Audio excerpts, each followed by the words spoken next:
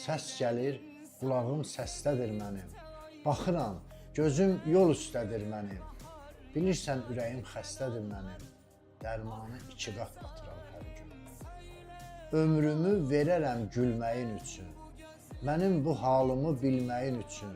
Qayıdıb yanıma gəlməyin üçün nəzir verib oruc tuturam hər gün. Məhəbbət gör məni nə hala salıb. Ümidim, gümanım Allaha qalıb. Gözünün yaşı ilə dəstəmaz alıb. Qara gözlərində batıram hər gün. İnanamam, dayanamam. Bile bile bu acıya katlanamam.